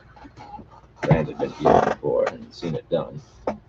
But instead of what he expected, Matt only gave a shiver and lifted up the medallion by its leather thong so that it hung against his hand. Bloody thing is colder than ice all of a sudden, he muttered. What are you doing, Moraine? If you want to do something, heal this itch. It has my whole arm now. His right arm was red from wrist to shoulder, and it began to look puffy. Moraine stared at him with the most startled expression Rand had ever seen on her face. Maybe the only one. I will, she said slowly. If the medallion is cold, take it off. Matt frowned at her, then finally pulled it over his head and laid it beside him. She took his head again, and he gave a shout as if he had been ducked head first into ice. His legs stiffened, and his back arched. His eyes stared at nothing, as wide as they would go. Excuse me. When Moraine took her hands away, he slumped, gulping air. The redness and swelling were gone. It took 3 tries before he could speak. Blood, ashes. Does it have to be that flaming way every flaming time? It was just a bloody itch. You watch your tongue with me, Moraine told him, getting up, or I will find Nynaeve and put her in charge of you.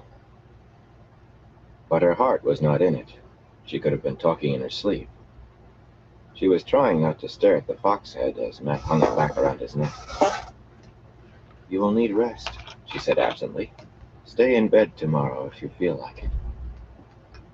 The maiden in the blanket, Melinda, knelt behind Matt and put her hands on his shoulders, looking up at Moraine over his head. I will see that he does as you say, Aes Sedai. With a sudden grin, she ruffled his hair. He is my little mischief maker now. From the horrified look on Matt's face, he was gathering his strength to run. Rand became aware of soft, amused chuckles behind him. The maidens, shufas and veils around their shoulders now, had crowded around and were peering into the room. "Spear, sister," Adeline said, and the other maidens crowed with laughter. Rand rounded on them firmly. "Let the man rest. Don't some of you have to put on clothes?" They gave way reluctantly, still trying to peer into the room, until Moraine came out. "Will you leave us, please?" the Aes Sedai said, as the mangled door banged shut behind her. She half looked back with a vexed tightening of her mouth. "I must speak with Rand al'Thor alone." Nodding, the Aiel women started for the door, some still jesting about whether Melindra, a Shido it seemed, Rand wondered if Matt knew that, would teach Matt to sing, whatever that meant. Rand stopped Adeline with a hand on her bare arm. Others who noticed stopped as well, so he spoke to them all. "If you will not go when I tell you to, what will you do if I have to use you in battle?" He did not intend to if he could help it. He knew they were fierce warriors, but he had been raised to believe it was a man's place to die if necessary before a woman had to. Logic might say it was foolish, especially with women like this, but that was how he felt. He knew better than to tell them that, however. "Will you think it is a joke, or decide to go in your own good time?" They looked at him with the consternation of those listening to someone who had revealed his ignorance of the simplest facts. "In the dance of spears," Adeline told him, "we will go as you direct. But this is not the dance. Besides, you did not tell us to go." "Even the Ka Khan is not a Wetlander king," a gray-haired maiden added. Sinewy and hard despite her age, she wore only a short shift and her shufa. He was tired of getting that phrase. The maidens resumed their joking as they left him alone with Moraine and Lan. The warder had finally put up his sword and looked as at ease as he ever did. Which was to say, as still and calm as his face, all stony planes and angles in the moonlight, and with an air of being on the brink of sudden movement that made the Aiel appear placid in comparison. A braided leather cord held Lan's hair, graying at the temples, back from his face. His gaze could have come from a blue-eyed hawk. "I must speak with you about," Moraine began. "We can talk tomorrow," Rand said, cutting her off. Lan's face hardened further, if such was possible. Warders were far more protective of their Aes Sedai, of their position, as well as their persons, than they were of themselves. Rand ignored Lan. His side still wanted to hunch him over, but he managed to keep erect. He was not about to show her any weakness. "If you think I'll help you get that foxhead away from Matt, you can think again." Somehow that medallion had stopped her channeling, or at least it had stopped her channeling from affecting Matt while he touched it. "He paid a hard price for it, Moraine, and it is his." Thinking of how she had thumped his shoulders with the power, he added dryly, "Maybe I'll ask if I can borrow it from him." He turned away from her. There was still one he had to check on, though one way or another the urgency was gone. The Darkhounds would have done what they intended by now. "Please, Rand," Moraine said, and the open pleading in her voice halted him in his tracks. He had never heard anything like that from her before. The tone seemed to offend Lan. "I thought you had become a man," the warder said harshly. "Is this how a man behaves? You act like an arrogant boy." Lan practiced the sword with him, and liked him, Rand thought. But if Moraine said the right word, the warder would do his best to kill him. "I will not be with you forever," Moraine said urgently. Her hands gripped her skirts so hard that they trembled. "I might die in the next attack. I could fall from my horse and break my neck, or take a dark friend's arrow through my heart. And death cannot be healed. I have given my entire life to the search for you, to find you and help you. You still do not know your own strength. and you cannot know half of what you do. I apologize most humbly for any offense I have given you." Those words he had never thought to hear from her, came out as if dragged, but they came, and she could not lie. "Let me help you as much as I can while I can. Please. It's hard to trust you, Moraine." He disregarded Lan, shifting in the moonlight. His attention was all on her. "You have handled me like a puppet, made me dance the way you wanted from the day we met. The only times I've been free of you were either when you were far away or when I ignored you. And you make even that hard." Her laugh was as silvery as the moon above, but bitterness tinged it. "It has been more like wrestling with a bear than pulling strings on a puppet. Do you want an oath not to try manipulating you? I give it." Her voice hardened to crystal. "I swear to obey you, like one of the maidens. Like one of the Gaishine, if you require. But you must..." Take a deep breath and began again, more softly. "I ask you, humbly, to allow me to help you." Lan was staring at her, and Rand thought his own eyes must be popping out of his head. "I will accept your help," he said slowly. "And I apologize, too, for all the rudeness I've shown." He had the feeling he was still being manipulated. He had had good cause to be rude when he was, but she could not lie. Tension drained from her visibly. She stepped closer to look up at him. "What you use to kill the Darkhounds is called bale fire. I can still sense the residue of it here." He could too, like the fading smell remaining after a pie was carried out of the room, or the memory of something just snatched out of sight. "Since before the breaking of the world, the use of bale fire has been forbidden. The White Tower forbids us even to learn it. In the War of Power, the Forsaken and the Shadowsworn themselves used it only reluctantly." "Forbidden," Rand said, frowning. "I saw you use it once." He could not be sure in the pale light of the moon, but he thought color flamed in her cheeks. For this once, perhaps she was the one off balance. "Sometimes it is necessary to do that which is forbidden." If she was flustered, it did not show in her voice. "When anything is destroyed with balefire, it ceases to exist before the moment of its destruction, like a thread that burns away from where the flame touched it. The greater the power of the balefire, the further back in time it ceases to exist. The strongest I can manage will remove only a few seconds from the pattern. You are much stronger, very much so. But if it doesn't exist before you destroy it..." Rand raked fingers through his hair in confusion. "You begin to see the problems, the dangers." Matt remembers seeing one of the Darkhounds chew through the door, but there is no opening now. If it had slavered on him as much as he remembers, he would have been dead before I could reach him. For as far back as you destroyed the creature, whatever it did during that time no longer happened. Only the memories remain for those who saw or experienced it. Only what it did before is real, now. A few tooth holes in the door and one drop of saliva on Matt's arm. "That sounds just fine to me," he told her. "Matt's alive because of it." "It is terrible, Rand." An urgent note entered her voice. "Why do you think even the Forsaken feared to use it?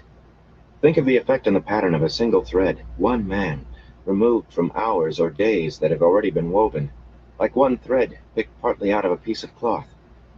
Fragments of manuscripts remaining from the War of Power say several entire cities were destroyed with balefire before both sides realized the dangers. Hundreds of thousands of threads pulled from the pattern, gone for days already past. Whatever those people had done now no longer had been done, and neither had what others had done because of their actions. The memories remained, but not the actions. The ripples were incalculable. The pattern itself nearly unraveled. It could have been the destruction of everything. World, time, creation itself. Rand shivered. Nothing to do with the cold cutting through his coat. I can't promise not to use it again, Moraine. Excuse me. You yourself said there are times when it's necessary to do what's forbidden. I did not think that you would, she said coolly. Her agitation was vanishing, her balance restored. But you must be careful. She was back to must again. With a sangreal like Kalendor, you could annihilate a city with balefire. The pattern could be disrupted for years to come. Who can say that the weave would even remain centered on you, Taviran as you are, until it settled down? Being Taviran, and so strongly so, may be your margin of victory, even in the last battle. Perhaps it will, he said bleakly. In tale after heroic tale, the protagonist proclaimed he would have victory or death. It seemed that the best he could hope for was victory and death. I have to check on someone, he went on quietly. I will see you in the morning. Gathering the power into him, life and death in swirling layers, he made a hole in the air taller than he was, opening into blackness that made the moonlight seem day. A gateway, Osmodian called it. What is that? Moraine gasped. Once I've done something, I remember how. Most of the time. That was no answer, but it was time to test Moraine's vows. She could not lie, but Aes Sedai could find loopholes in a stone. You are to leave Matt alone tonight, and you won't try to take that medallion away from him. It belongs in the Tower for Study, Rand. It must be at tir-en-Grial, but none has ever been found that... Whatever it is, he said firmly, it is his. You will leave it with him. For a moment she seemed to struggle with herself, back stiffening and head coming up as she stared at him. She could not be used to taking orders from anyone except Swan Sanche, and Rand was willing to wager she had never done that without a tussle. Finally she nodded, and even made the suggestion of a curtsy. As you say, Rand, it is his. Please be careful, Rand. Learning a thing like balefire by yourself can be suicide, and death cannot be healed. This time there was no mockery. Until the morning. Lan followed her as she left, the warder giving Rand an unreadable expression. He would not be pleased by this turn of events. Rand stepped through the gateway, and it vanished. He was standing on a disc, a 6-foot copy of the ancient Aes Sedai symbol. Even the black half of it seemed lighter against the endless darkness that surrounded him, above and below. He was sure that if he fell off, he would fall forever. Osmodian claimed there was a faster method called traveling for using a gateway, but he had not been able to teach it, partly because he did not have the strength to make a gateway while wearing Lanfear's shield.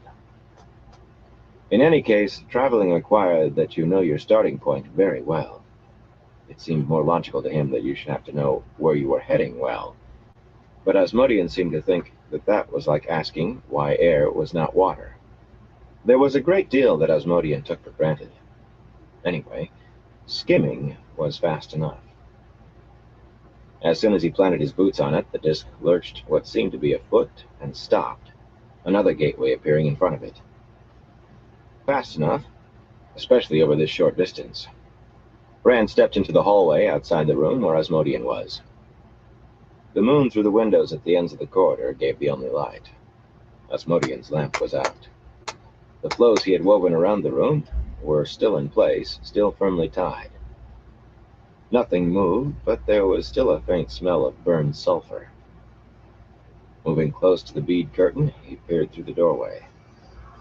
Moon shadows filled the room, but one of them was Osmodian tossing in his blankets. Wrapped in the void, Rand could hear his heartbeat, smell the sweat of troubled dreams. He bent to examine the pale blue floor tiles, and the prints impressed in them. He had learned to track as a boy, and reading them was no difficulty. 3 or 4 dark hours. They had approached the doorway one by one, it seemed, each stepping almost in the other's footprints. Had the net woven around the room stopped them there? Or had they merely been sent to look and report? Troubling to think of even shadow-spawn dogs having that much intelligence.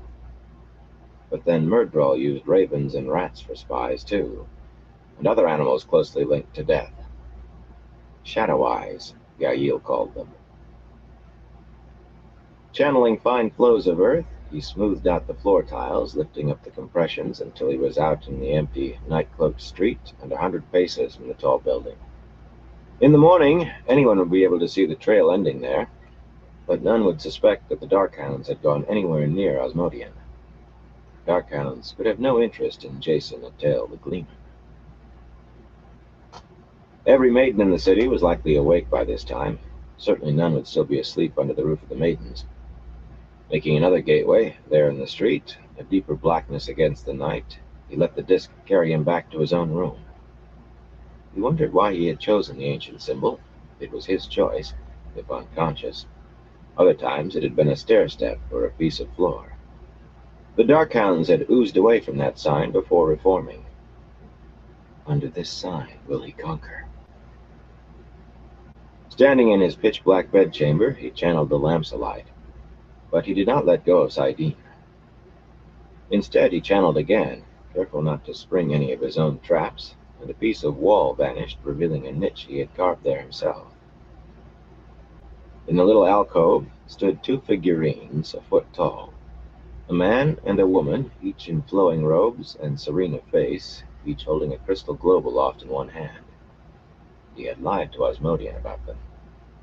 There were Angreal, like the round little man in Rand's coat pocket, and Sa-Angreal, like Callandor, that increased the amount of the power that could be safely handled as much over Angreal as Angreal did over channeling unaided. Both were very rare and prized by Aes Sedai, though they could only recognize those attuned to women and Saidar. These two figures were something else, not so rare, but just as highly valued. Tir-Angreal had been made to use the power, not magnify it, but to use it in specific ways. The Aes Sedai did not know the intended purpose, even of most Tir-Angreal they had in the White Tower. Some they used, but without knowing whether the use they put them to was anything like the function they had been made for. Rand knew the function of these two. The male figure could link him to a huge replica of itself, the most powerful male Sa-Angreal ever made, even if he were on the other side of the Arth Ocean from it. It had only been finished after the Dark One's prison was resealed. How do I know that? And hidden before any of the male Aes Sedai going mad could find it. The female figure could do the same for a woman, joining her to the female equivalent of the great statue he hoped was still almost completely buried in Carrion. With that much power, Moraine had said death could not be healed. Unbidden, unwanted, memory returned of the next to last time he had dared let himself hold Callandor, images floating beyond the void. The body of the dark-haired girl, little more than a child, lay sprawled, with eyes wide and fixed on the ceiling, blood blackening the bosom of her dress where a Trolloc had run her through. The power was in him. Callandor blazed, and he was the power. He channeled, directing flows into the child's body, searching, trying, fumbling. She lurched to her feet, arms and legs unnaturally rigid and jerky. "Rand, you cannot do this," Moraine cried. "Not this." Breathe. She had to breathe. The girl's chest rose and fell. Heart had to beat. Blood already thick and dark oozed from the wound in her chest. "Live, burn you," his mind howled. "I didn't mean to be too late." Her eyes stared at him, filmed, heedless of all the power in him. Lifeless. Tears trickled unheeded down his cheeks. He forced the memory away roughly. Even encased in the void, it hurt. With this much power, he could not be trusted. "You are not the creator," Moraine had told him as he stood over that child. "But with that male figure, With only half of its power, he had made the mountains move once. With far less, with only Kalendor, he had been sure he could turn back the wheel, make a dead child live. Not only the one power was seductive, the power of it was too. He should destroy them both. Instead, he rewove the flows, reset the traps. "What are you doing there?" a woman's voice said as the wall became apparently whole again. Tying off the flows hastily, and the knot with its own deadly surprises, he pulled the power into him and turned. Beside Lanfear, in her white and silver, Elaine or Min or Avienda would look almost ordinary. Her dark eyes alone were enough to make a man give up his soul. At the sight of her, his stomach clenched until he wanted to vomit. "What do you want?" he demanded. Once he had blocked Egwene and Elaine both from the true source, but he could not remember how. So long as Lanfear could touch the source, he had more chance of catching the wind in his hands than of holding her prisoner. One flash of balefire, and he could not do it. She was one of the Forsaken, but the memory of a woman's head rolling on the ground stopped him dead. "You have two of them," she said finally. "I thought I glimpsed. One is a woman, isn't it?" Her smile could have halted a man's heart and made him grateful. "You are beginning to consider my plan, aren't you?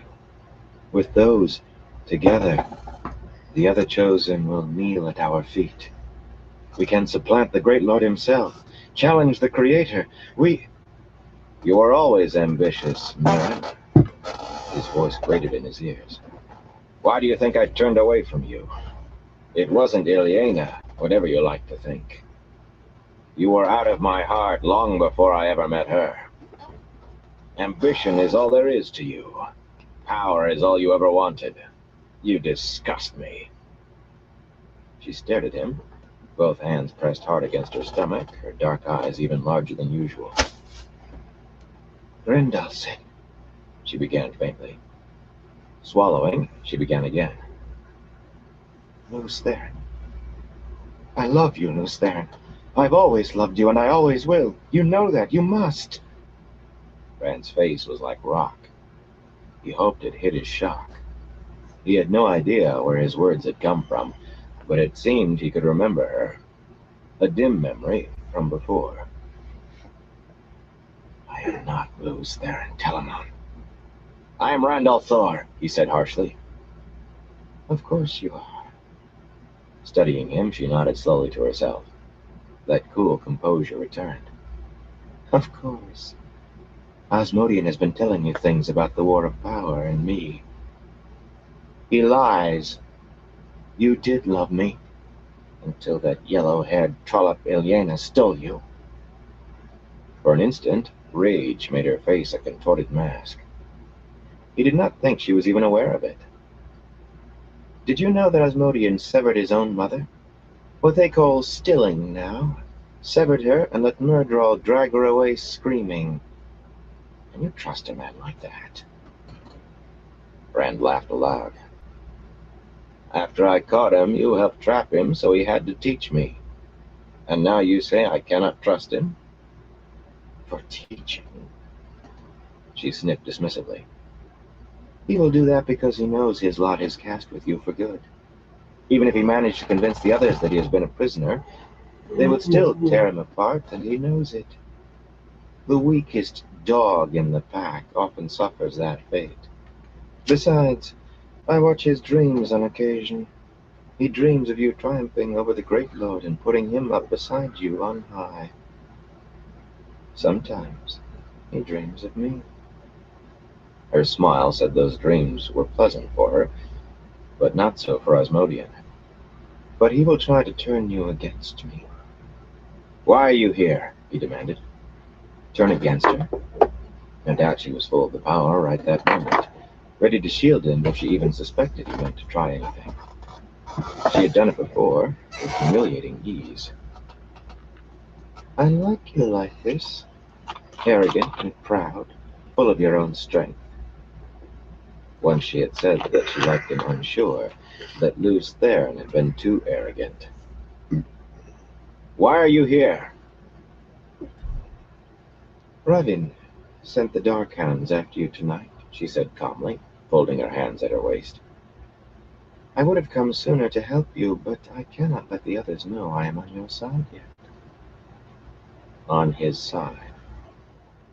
One of the Forsaken loved him, or rather, the man he had been 3,000 years ago, and all she wanted was for him to give his soul to the Shadow and rule the world with her. Or a step below her, at least. That and try to replace both the Dark One and the Creator. Was she completely mad? Or could the power of those two huge Sa'angreal really be as great as she claimed? That was a direction he did not want his thoughts to take. Why would Robin choose now to attack me? Asmodean says he looks to his own interests, that he'll sit to one side even in the last battle if he can, and wait for the Dark One to destroy me. Why not Samael or Demandred? Asmodean says they hate me. Not me. They hate Luce Theron. But to the Forsaken, that was the same thing. Please, light, I am Randolph Thor. He pushed away a sudden memory of this woman in his arms, both of them young and just learning what they could do with the power. I am Randolph Thor. Why not Semirag, or Mogadien, or Grin? But you are impinging on his interests now. She laughed. Don't you know where he is? In Andor, in Canyon itself. He rules there in all but name. Morgaze simpers and dances for him, her and half a dozen others. Her lip curled in disgust. He has men scouring town and countryside to find new pretties for him. For a moment, shock held him. Elaine's mother in the hands of one of the Forsaken. Yet he dared not show concern. Lanfear had displayed her jealousy more than once. She was capable of hunting Elaine down and killing her, if she even thought he had feelings for her. What do I feel for her? Aside from that, one hard fact floated beyond the void, cold and cruel in its truth. He would not run off to attack Robin, even if what Lanfear said was true. Forgive me, Elaine, but I can't. She might well be lying. She would weep no tears for any of the other Forsaken he killed. They all stood in the way of her own plans. But in any event, he was done how you reacting doing? to what others did. If he reacted, Hope you're they doing could well. reason out what he would do. Let them react to him, and be as surprised as Lanfear and Asmodean had been. Does Robin think I'll rush to defend Morgaze? He said. I've seen her once in my life. The Two Rivers is part of Andor on a map, but I never saw a Queen's Guardsman there. No one has in generations. Tell that Two Rivers man Morgaze is his queen, and he'll probably think you're crazy. I doubt Robin expects you to run to defend your homeland, Lanfear said wryly. But he will expect you to defend your ambitions. He means to sit Morgaze on the Sun Throne, too, and use her like a puppet until the time he can come into the open. More Andoran soldiers move into Carian every day. And you sent Tyrant soldiers north to secure your own hold on the land. No wonder that he attacked you as soon as he found you. Rand shook his head. It had not been that way at all, sending the Tyrants, but he did not expect her to understand. Or believe him, if he told her, for that matter. I thank you for the warning. Politeness to one of the Forsaken. Of course, there was nothing he could do except hope that some of what she told him was true. A good reason not to kill her. She'll tell you more than she thinks if you listen carefully. He hoped that was his own thought, chill and cynical as it was.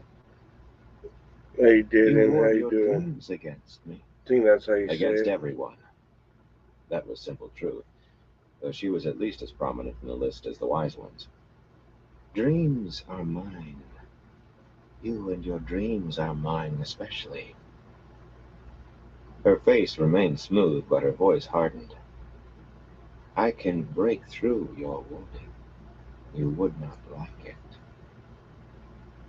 To show his unconcern, he sat down at the foot of his pallet, legs folded and hands on his knees. He thought his face was as calm as hers. Inside him, the power swelled. He had flows of air ready to bind her and flows of spirit. That was what wove a shield against the true source. The racking of his brain for the how of it seemed far off, but he could not remember anyway. Without that, the other was useless. She could pick apart or slice through anything he wove, even if she could not see it. Asmodean was trying to teach him that trick, but it was hard going without a woman's weaving to practice on. Lanfear eyed him in a disconcerted fashion, a slight frown marring her beauty. I have examined the Aiel women's dreams, these so-called wise ones. They do not know how to shield themselves very well.